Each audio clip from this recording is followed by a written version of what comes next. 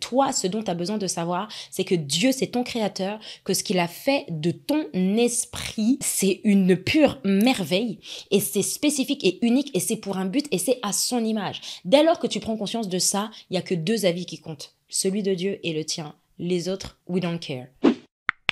Hello, bienvenue dans ce nouvel épisode de podcast où aujourd'hui on va parler d'estime personnelle. Ça faisait longtemps, hein. En janvier on était plutôt en mode résolution, tout ça.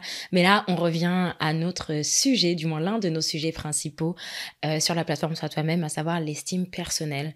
Et aujourd'hui j'ai envie de te parler de deux pensées limitantes qui freinent beaucoup de chrétiens, beaucoup d'enfants de Dieu dans le fait d'avoir une bonne estime personnelle. La première, c'est de uniquement faire le focus sur notre identité en Christ, bien qu'elle soit essentielle et fondamentale, ok? Et la deuxième, c'est de ne pas tenir compte que nous sommes des êtres spirituels avant tout. Comme tu le sais ou pas, moi, depuis que je suis en Christ, j'ai compris depuis le départ que j'ai un problème d'estime personnelle. Et j'ai compris que c'était important de connaître son identité en Christ. Du coup, je faisais tout pour comprendre mon identité en Christ, etc. Sauf que je remarquais que ça me donnait pas forcément une bonne estime personnel. Je vais t'emmener dans ma réflexion parce que tu vas comprendre que c'est indispensable de connaître son identité en Christ. Genre, il n'y a pas match. C'est le fondement du fondement de son identité. D'accord? Mais je dis juste que ça ne suffit pas. Il faut plus que ça pour avoir une bonne estime personnelle. J'en ai parlé dans un des épisodes sur le fait que Christ, c'est pas uniquement Jésus. On le voit dans 1 Corinthiens 15 au verset 45 qui parle du premier Adam, qui était donc Adam, et le dernier Adam, qui était donc Jésus le Christ. Et en fait, le dernier Adam, disons que c'est un deuxième type d'être humain qui existe. Et ce deuxième type d'être humain-là, leur caractéristique, c'est que non seulement ils sont nés de Dieu, ils ont la nature divine en eux et ils ont le Saint-Esprit qui habite en eux. Ce qui veut dire que sur la terre, il y a deux types d'êtres humains. Et ça, c'est important de le comprendre. Il y a des descendants de Adam et il y a des descendants de Christ. En ce sens, Jésus, c'était la tête du corps de Christ, ok? Donc c'est le premier Christ qui a foulé la terre. Et après, toutes les autres personnes qui sont nées du Saint-Esprit, ce sont des Christ également, mais ce sont les membres du corps, ok? J'espère que tu me comprends jusque-là. Mais Christ, c'est vraiment un mystère qu'il faut comprendre. Et quand tu comprendras ce mystère, tu comprendras mieux ton identité en Christ. Mais tout ça pour dire quoi? Quand on parle de Christ, on sait que par exemple, quelqu'un qui est en Christ, un enfant de Dieu, c'est la lumière du monde, il est sel de la terre, il est redoutable, il est un feu, il a une autorité, il est puissant. Mais toutes ces caractéristiques-là, ça ne fait pas... En fait, on les a tous. Par exemple, toi, tu es une lumière du monde, mais moi aussi, je suis une lumière du monde. Toi qui es enfant de Dieu, tu es celle de la terre, mais moi aussi, je suis celle de la terre. Toi qui es enfant de Dieu, tu es un feu, moi aussi, je suis un feu. Donc, du coup, tu vois, le fait que toi et moi, on ait les mêmes choses, ça ne te rend pas unique et t'as pas un sentiment d'être spécial. C'est pour ça que je dis, tu vois, que de connaître son identité en Christ, ça ne suffit pas pour avoir une bonne estime personnelle. Tu dois connaître ton identité en Christ pour savoir comment est-ce que tu fonctionnes à l'image de ton Père, de notre Père, mais aussi ton unicité en Christ. C'est le fait de connaître ta personne à toi qui va faire que tu auras une bonne estime personnelle, pas de connaître de manière globale ce que tu es. J'aime bien donner cet exemple et d'ailleurs le dénoncer un peu, soit dit en passant. Mais avant de donner ma vie au Seigneur, j'étais beaucoup dans l'astrologie. Voilà, je suis taureau, ascendant lion, je sais même plus ce que j'étais, mais c'est soit taureau, soit gémeaux, un truc comme ça. Et donc du coup, tous les jours, je regardais mon horoscope et tout pour savoir.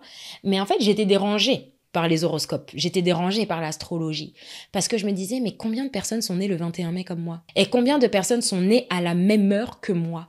Donc du coup, j'avais pas un sentiment d'unicité. Parce que je me disais, mais ok, ce qu'ils disent dans les horoscopes, ça vaut pour, clairement, toutes les personnes qui sont nées le même jour que moi et à la même heure que moi.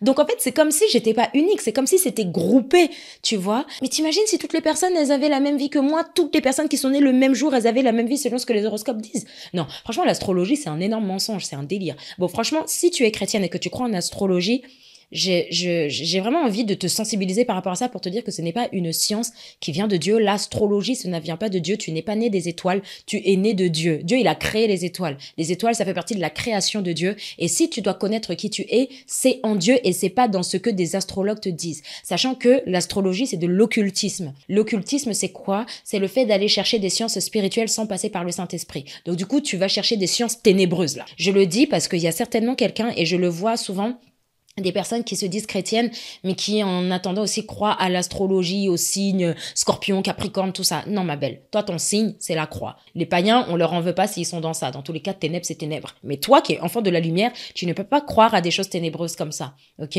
Bon, j'espère que je t'offense pas, mais girl, you cannot. I'm sorry. Ok, back to the subject. Quelle est toi, ta forme en tant que Christ? Parce que il y a plusieurs enfants de Dieu, ok, mais chacun a ses particularités. Christ, c'est une race d'êtres humains, c'est un type d'être humain et il faut comprendre comment fonctionne ce type d'être humain. Mais pour avoir une bonne estime de soi, de sa personne, il faut comprendre qui est-ce que moi, je suis en Christ. Quelle est ma forme particulière? Et ce qu'il faut savoir, c'est que l'être humain est avant tout un esprit. C'est ça que je disais tout à l'heure. On a besoin de comprendre quelle est ma forme en esprit. De tous les êtres humains, physiquement parlant, on a tous des corps différents. Notre morphologie, elle est différente. Il y en a qui sont plus grands, il y en a qui sont moins grands. Ou admettons, il y a des personnes qui ont la même taille, la carnation, elle va être différente, le nez différent, les yeux, la bouche, la voix. Tu vois, c'est-à-dire qu'on aura tous un corps d'être humain, mais ce corps ne sera pas le même. Pourtant, on sait que ça, c'est un corps humain, tu vois. Donc, pareil par rapport à notre esprit, parce que les choses naturelles représentent les choses spirituelles, notre homme intérieur, c'est la même chose. Donc, notre homme intérieur, on sait qu'il est enfant de Dieu, il est Christ, à nous qui sommes chrétiens, mais la forme de ton esprit, elle est spécifique. La forme de ton esprit est unique. Donc, pour que tu aies une bonne estime personnelle, il y a deux choses importantes que tu dois savoir et donc deux erreurs à ne plus commettre. La première chose à savoir, c'est quelle est ta nouvelle nature? Qui est Christ? Tu n'es plus un être adamique, tu es un être Christ. Qui est Christ? C'est la base, c'est essentiel, tu as besoin de savoir qui est Christ, comment fonctionne Christ. Et ensuite, tu as besoin de savoir quelle est ta forme, quelle est ton unicité en Christ. Et quand on y pense, ça fait un peu sens parce que quand on parle de estime personnelle, ça fait référence à sa personne. Quand on parle d'estime, on parle également de valeur, tu vois, non? Et un jour, j'avais donné un atelier en donnant un exemple. Tu vois, admettons, je te présente un téléphone Nokia 3310. Je vais te demander, selon toi, c'est quoi sa valeur? Quand j'avais demandé, les gens, ils m'avaient dit, bon, à tous les coups, un Nokia 3310, ça doit coûter 15, 20 euros, 30 euros, allez, 35 euros à tout casser. Ok. Après ça, j'avais montré un iPhone 15 et j'avais dit, selon vous, c'est quoi la valeur de cet iPhone? Ça coûte combien? Et donc, du coup, là, les personnes ont commencé à me dire des 1000, 1200, 1500, etc. J'ai dit, ok. Selon vous, pourquoi est-ce qu'un iPhone 15 coûte plus cher qu'un Nokia 3310? Et les personnes m'ont répondu des choses méga pertinentes. Elles ont dit, parce que le Nokia 3310, il fait pas de photos, le Nokia 3310, il fait pas de vidéos, le Nokia 3310, voilà, on peut pas avoir d'application dessus, le Nokia 3310, on peut pas enregistrer de notes vocales, alors que sur l'iPhone 15, on peut faire ci, on peut faire ça, on peut faire ci. Donc, du coup, la conclusion, c'était laquelle? C'était que la valeur du téléphone, donc le prix du téléphone a augmenté en fonction des caractéristiques et des capacités que contient le téléphone. Et donc, du coup, par là, je voulais démontrer que c'était la même chose par rapport à nous. Pour comprendre ta valeur, ton estime personnelle, tu as besoin de savoir ce qui compose tes caractéristiques. De quoi, en fait, quelle est la forme spécifique de ton esprit. Et pour ça, j'avais déjà fait un épisode parlant de la forme. Ça s'appelle « Les 2 manières de découvrir sa destinée ». Bon, j'ai un peu oublié le titre, mais je te mets le lien dans la description. Mais dedans, je parle de manière très spécifique de comment découvrir sa forme. Qu'est-ce qui fait que toi-même, tu es toi et pas comme quelqu'un d'autre. Et quand tu vas compter, entre guillemets, le nombre de caractéristiques que Dieu a mises en toi, quand Dieu t'a façonné, a façonné ton esprit, c'est là que tu vas dire « Oh !» Mais en fait, je vaux pas 35 euros. Je suis pas comme un Nokia 3310. Je suis pas comme un autre être humain. Je suis unique et spécifique et pour un but. Tu vois, non? Et quand on y pense, c'est exactement ça que David a fait. On a vraiment l'habitude de le dire avec beaucoup de rapidité. Je te loue de ce que je suis une créature merveilleuse. Tes œuvres sont admirables et mon âme le reconnaît. Mais pour en arriver à cette conclusion-là, on voit que David, il était dans une profonde méditation sur, en réalité, les caractéristiques qui le composaient. On va lire ça ensemble. Dans le psaume 139, à compter du verset 13, David, il dit « à Dieu, hein. C'est toi qui as formé mes reins, qui m'as tissé dans le sein de ma mère. Je te loue de ce que je suis une créature si merveilleuse. Tes œuvres sont admirables et mon âme le reconnaît bien. Mon corps n'était pas caché devant toi lorsque j'ai été fait dans un lieu secret, tissé dans les profondeurs de la terre. Quand je n'étais qu'une masse informe, tes yeux me voyaient et sur ton livre étaient tous inscrits les jours qui m'étaient destinés avant que aucun d'eux n'existât. Quand moi, en tout cas, je lis ce psaume, je remarque un David qui a médité sur le fait que Dieu, c'était son créateur. Une chose que j'ai pu comprendre, en tout cas moi, ce qui m'a aidé dans le fait de sortir du rejet, c'était, comme je le dis plusieurs fois, c'était de comprendre la croix, de comprendre que je n'étais pas rejetée par Dieu, mais que j'avais été acceptée par le sacrifice de Jésus. Mais aussi de comprendre que Dieu, c'était mon créateur. Parce que, en fait, j'ai pas commencé par chercher l'amour de Dieu, les ressentis et les sensations. Parce que quand t'es rejeté, en fait, t'as un sentiment d'inutilité, genre je sers à rien, il y a rien de bon en moi. Non. Pour avoir une bonne estime personnelle, t'as besoin de savoir quelles sont les caractéristiques qui me composent. Et le meilleur moyen de le savoir, c'est de prendre conscience que Dieu, c'est ton créateur et que ton créateur a stratégiquement et intentionnellement formé ton esprit uniquement avec de bonnes choses. Parce que les œuvres des mains du Seigneur sont bonnes, en fait. Il ne peut pas fabriquer quelque chose qui soit mauvais et qui ne soit pas glorieux. Si tu n'as pas de bonne estime personnelle aujourd'hui, c'est parce que tu ne sais pas ce que Dieu a mis en toi. Mais t'inquiète pas, dans les quelques minutes qui vont suivre, je vais un peu essayer de t'aider à disséquer tout ça. Pour rappel, je suis encore allée plus loin dans l'épisode que je te mets en description sur le fait de découvrir le but de son existence. Mais quand on regarde du coup David, pour revenir au psaume 139, il a dit... C'est toi qui as formé mes reins. Les reins, c'est quoi? Ça fait partie des profondeurs de ton être, tu vois. Il a dit, c'est toi qui m'as tissé dans le sein de ma mère. Donc déjà, il prend conscience que tout ce que je suis, tout ce qui caractérise mon être, en fait, ça vient de toi. C'est toi qui m'as façonné. Et c'est en ce sens qu'il dit, je te loue de ce que je suis une créature merveilleuse. Après, il continue en disant, mais en fait, moi, j'étais même pas cachée devant toi quand j'ai été fait dans le secret. Quand j'étais une masse informe, en d'autres termes, quand je ressemblais à rien, toi, tu voyais déjà mon potentiel.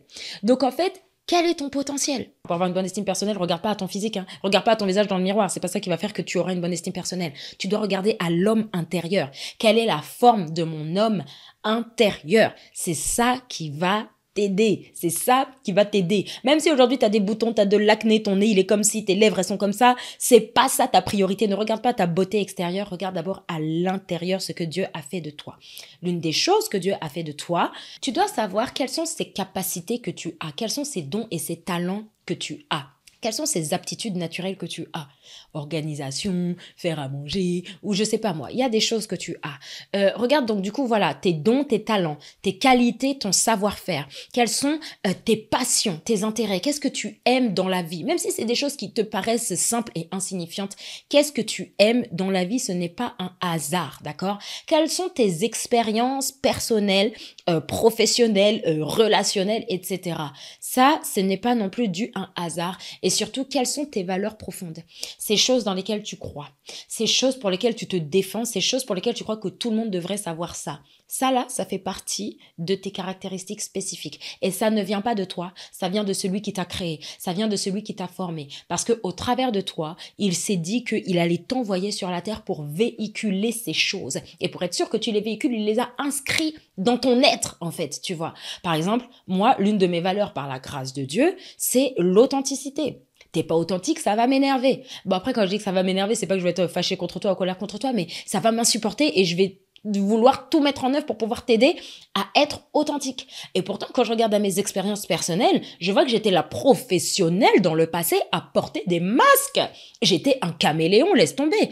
Mais il fallait que je passe par cette expérience-là pour comprendre pourquoi est-ce que quelqu'un n'est pas authentique. Ensuite, Dieu m'a fait naître de nouveau, etc. J'ai redécouvert mon identité et mon unicité en Christ. Et maintenant, je véhicule des messages pour t'encourager, à toi qui m'écoutes, d'être authentique. Tu vois ce que je veux dire ou pas?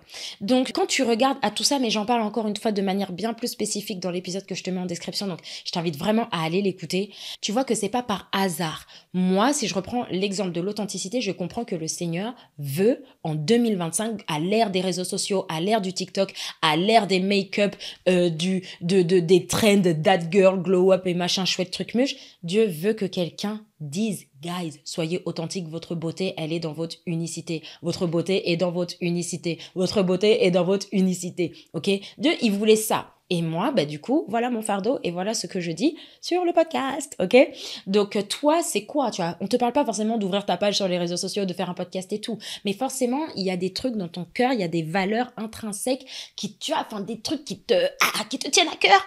Et bah, du coup, tu as vraiment envie de les véhiculer. J'avais fait cet exercice avec les filles du challenge Métamorphose l'année dernière et il y en avait, par exemple, qui disaient, voilà, moi, quelque chose qui me tient à cœur, c'est la famille. Je supporte pas de voir des familles déchirées, je supporte pas de voir des familles pauvres, je supporte pas de voir des enfants seuls. Ou bien, j'ai parlé aussi, il y avait une autre fille qui disait, en gros, c'était le fait que les gens, ils ne maximisent pas leur potentiel. Ça, c'était quelque chose qui l'a dérangé. J'ai dit, ah bah voilà, ça, c'est l'esprit de leadership. Ça veut dire qu'il y a une leader en toi, même si on est tous des leaders, mais toi, t'es la leader des leaders. C'est-à-dire que tu veux nous aider à nous tous à faire sortir notre leadership, tu vois. Ça t'aide un peu à savoir comment est-ce que Dieu veut t'utiliser. Et si tu es en train de m'écouter et que tu te dis que tu n'as rien, c'est faux, archi faux, absolument faux. C'est la voix de l'ennemi qui veut te mentir et je lis cette voix et la chasse dans les lieux arides au nom de Jésus. Parce que Dieu, c'est lui qui t'a créé et il a créé tous les êtres humains de manière spécifique et unique pour un but, tu vois, non? Et donc, du coup, toi, pour que tu puisses avoir une bonne estime personnelle, souviens-toi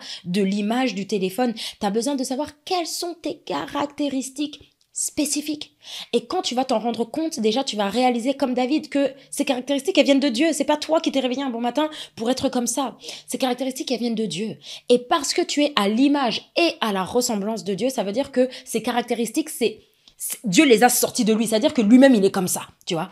Par exemple, Dieu, il est authentique, tu vois. Dieu est authentique. Dieu est vrai. Dieu, il ne porte pas de masque. Donc, du coup, il a inscrit ça dans mon esprit à moi, de sorte à ce que je le partage à plein d'autres personnes. Tu vois ce que je veux dire? Donc, en fait, ce que tu es, tu dois le découvrir.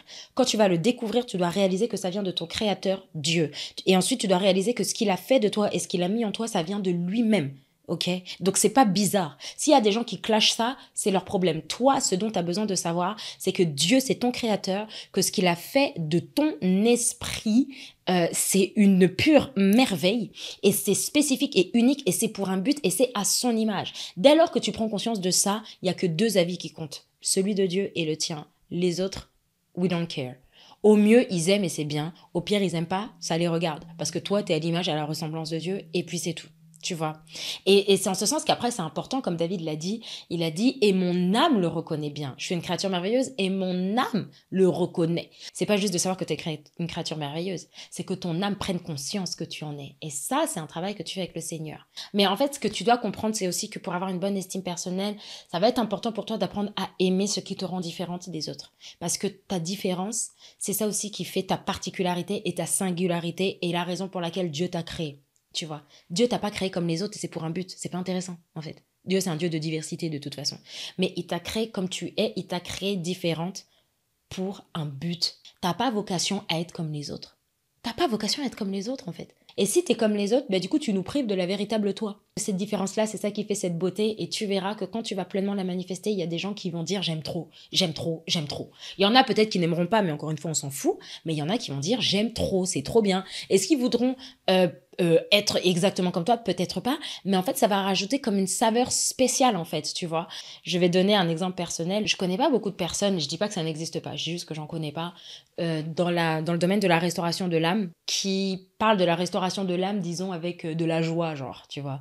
Sur le ton de l'humour et tout machin. Et moi, bah au début quand je me lançais, enfin je pouvais un peu avoir cette pensée de me dire bah non, tu vois, je dois vraiment être émotionnelle, caresser les gens dans le sens du poil, et puis être comme ci et puis comme ça. Sauf que non, Dieu m'a fait extravertie, il m'a fait joyeuse, il m'a fait franche, il m'a fait directe, il m'a fait maniérée, il m'a fait rigolote et tout. Donc du coup, ça veut dire que si mon fardeau c'est d'aider les gens à restaurer leur âme, et si ma personnalité c'est ce que je viens de dire, bah ça veut dire que Dieu, d'une certaine manière, au travers de créance, il veut aider une catégorie de jeunes filles à restaurer leur âme d'une manière fun, d'une manière chill, d'une manière cool, d'une manière nos prises de tête, viens, on avance, tu vois. Ça fait ma différence. Et ben, il faut apprendre à l'aimer, tu vois. Il y en a, ils vont pas ils vont peut-être pas aimer, ils vont dire oh là là, elle parle trop vite, un sujet trop au sérieux, elle en parle à la légère. Peut-être qu'il y en a, ils vont se dire ça. Et peut-être qu'il y en a d'autres, ils vont dire non, mais c'est bon, j'aime bien comment elle parle, au moins on se prend pas la tête avec elle, on n'en fait pas tout un drame, on banalise et puis on avance, tu vois.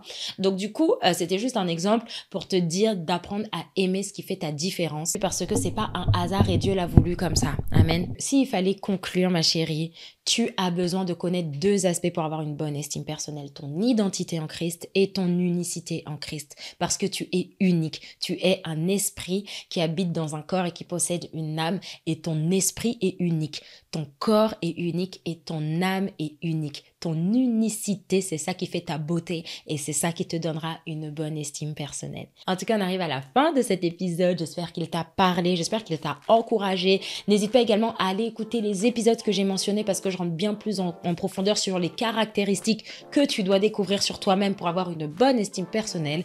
Et si tu penses que cet épisode pourrait parler à quelqu'un, n'hésite pas à le lui partager. Si il t'a fait du bien, n'hésite pas à noter cet épisode, mettre un 5 étoiles qui fait toujours plaisir et qui pourrait donner plus de visibilité à ce podcast, mettre un pouce si tu écoutes sur YouTube. Et moi, d'ici là, je te dis see you soon. Bye bye.